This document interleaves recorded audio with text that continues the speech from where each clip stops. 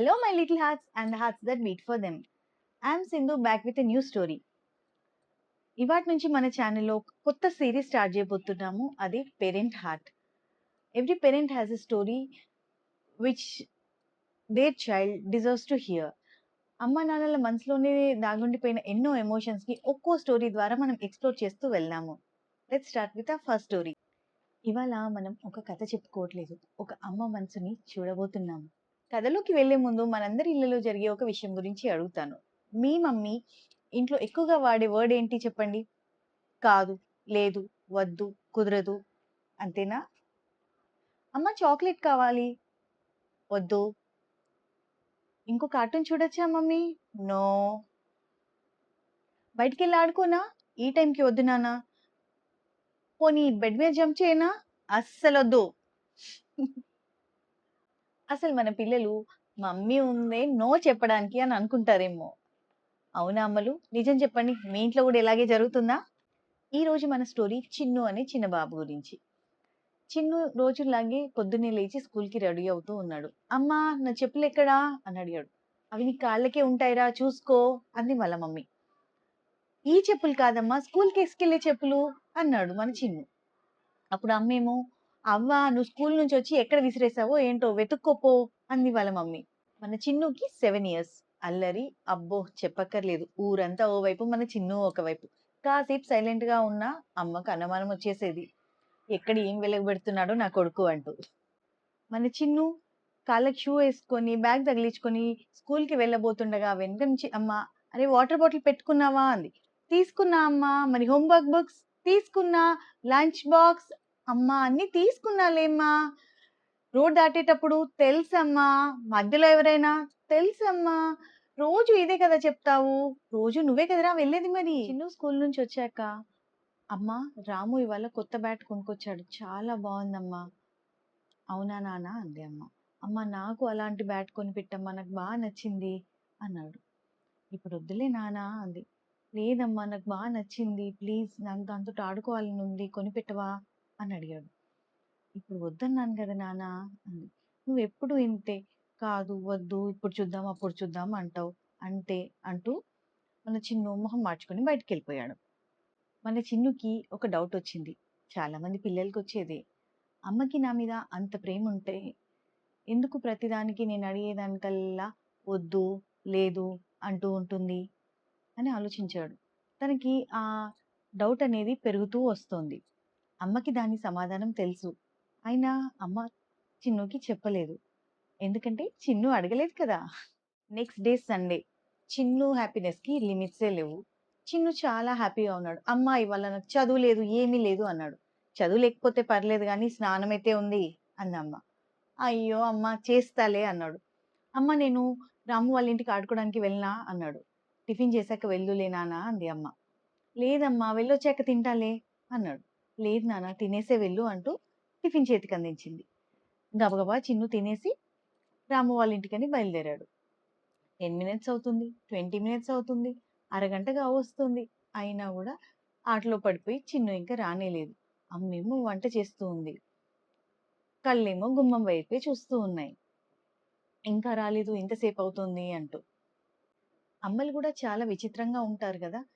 చేతులేమో ఇంకో పని చేస్తూ ఉంటాయి, కానీ మనసు మాత్రం పిల్లల మీదే ఉంటుంది. ఇంతలో దబీమని శబ్దం, అయ్యో అంటూ పిల్లల అరుపులు. అమ్మ వెంటనే గంట అక్కడ పడేసి బయటికి పరిగెత్తింది భయంతో. చిన్ను తన ఫ్రెండ్స్ తో పాటు మామిడి చెట్టుకి పైన కొమ్మ మించి జారి కింద పడిపోయాడు. అదృష్టం కొద్దీ పెద్దగా ఏం తగలేదు, చేయి మీద మొత్తం స్క్రాచ్ వచ్చేసింది. అమ్మ వెంటనే ఎన్నిసార్లు చెప్పాను జాగ్రత్తగా ఉండమని అంటూ అరిచింది.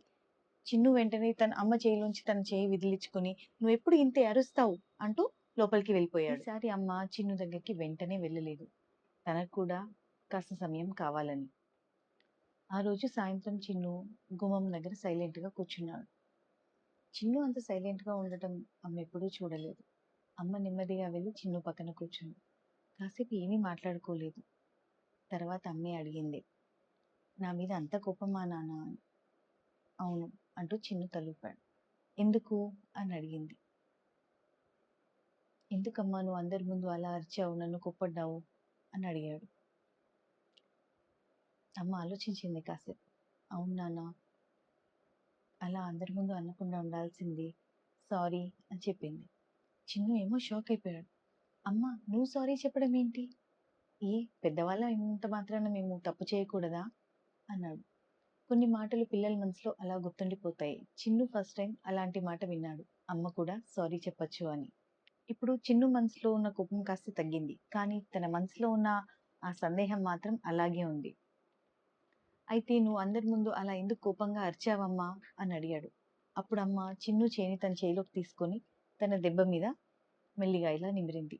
నీకు ఇలా పెద్ద స్క్రాచ్ అయింది కదా నాన్న, అలాగే నా గుండెకి కూడా అలాంటి స్క్రాచ్ అయింది అని అంది. అప్పుడు చిన్నుకేమీ అర్థం కాలేదు. అమ్మ మొహంలోకి చూశాడు. అప్పుడు తనకి తన కళ్ళలో కోపం కనిపించలేదు. ప్రేమ భయం మాత్రమే కనిపించాయి. ఇంకెన్నో చెప్పలేని మాటలు కనిపించాయి. అప్పుడు అమ్మ, నేను నిన్ను చూసి అడగలేదు బంగారం, నా మనసులో ఉన్న భయంతోటి అరిచాను అని చెప్పింది. అమ్మ కళ్ళల్లోకి చూస్తూ భయమా అన్నాడు.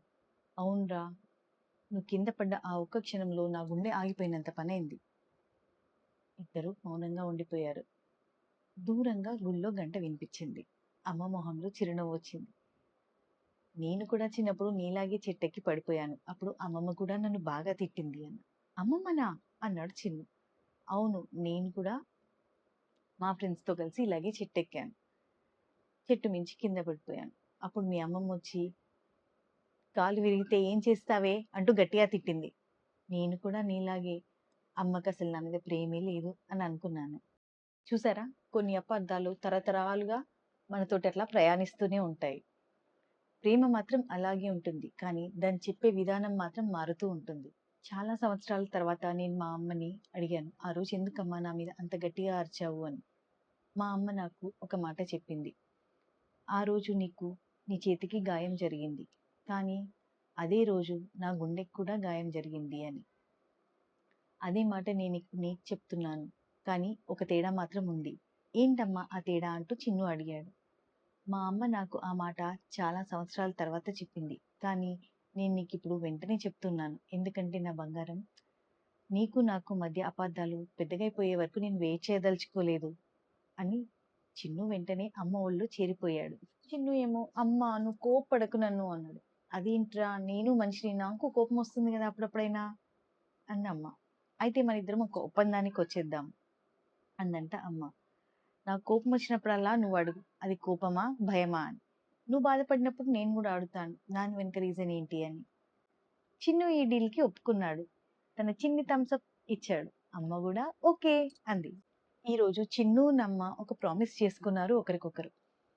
అది గొడవ పడకూడదని కాదు, గొడవ పడ్డా పర్లేదు కానీ తర్వాత మాట్లాడుకోవాలని.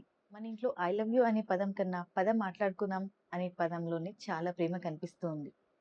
ఆ రోజు నుంచి చిన్ను ఒక విషయం గమనించాడు. అదే పాత అమ్మ, అదే పాత వద్దు. కానీ ఆ చేంజ్ ఏంటంటే, అమ్మ వద్దనడం తగ్గలేదు. చెట్లెక్కద్దు, తడికాళ్ళతో పరిగెత్తద్దు, ఫోన్ ఎక్కువ చూడొద్దు. కానీ చిన్నుకి ప్రతి వద్దు వెనుక ఒక కారణం కనిపిస్తూ ఉండేది ఇప్పుడు. అదేంటంటే, నువ్వు నాకు చాలా విలువైన వాడివి. ఇంత ప్రెషియస్ వాడిని అలాంటి పనులు నేను చేయనివ్వలేను అంటూ. మన చిన్ను అమ్మ వద్దంటే ఫస్ట్ టైం అది కోపం కాదు, అమ్మ ప్రేమతో వచ్చిన భయం అని తెలుసుకున్నాడు. అమ్మా నాన్నలు, పిల్లలు మన మనసు చదవలేరు, మన మాటలు మాత్రమే వినగలరు. వాళ్ళకి మనకు ప్రేమ తెలుసు, కానీ దాని వెనకాల ఉన్న కారణం కూడా చెప్తే వాళ్ళు మనని ఇంకా బాగా అర్థం చేసుకుంటారు. మరి నా లిటిల్ హార్ట్ బీట్స్, అమ్మా నాన్నలు ఎప్పుడు సరైన మాటలే మాట్లాడకపోతుండొచ్చు. వాళ్ళు కూడా ఈ పేరెంటింగ్ జర్నీలో కొత్త విషయాలు నేర్చుకుంటూనే ఉంటారు. కానీ మీరు ఒక ఛాన్స్ ఇవ్వండి, మాట్లాడి చూడండి. ఎందుకంటే ప్రేమను మనసులో దాచుకుంటే సరిపోదు, షేర్ చేసుకున్నప్పుడే మీ పేరెంట్కి మీకు మధ్య ఉన్న బాండింగ్ స్ట్రెంథెన్ అవుతుంది. పిల్లలు పేరెంట్స్ని అర్థం చేసుకోవడానికి పేరెంట్స్ హార్ట్ అనే సిరీస్ని ఎలా మొదలుపెట్టాను, పేరెంట్స్ కూడా పిల్లల మనసుని తెలుసుకోవాలి కదా, అందుకనే అన్టోల్డ్ లిటిల్ హార్ట్స్ అనే సిరీస్ని కూడా స్టార్ట్ చేయబోతున్నాను. Weekly 1 story each of the series నుంచి వస్తుంది.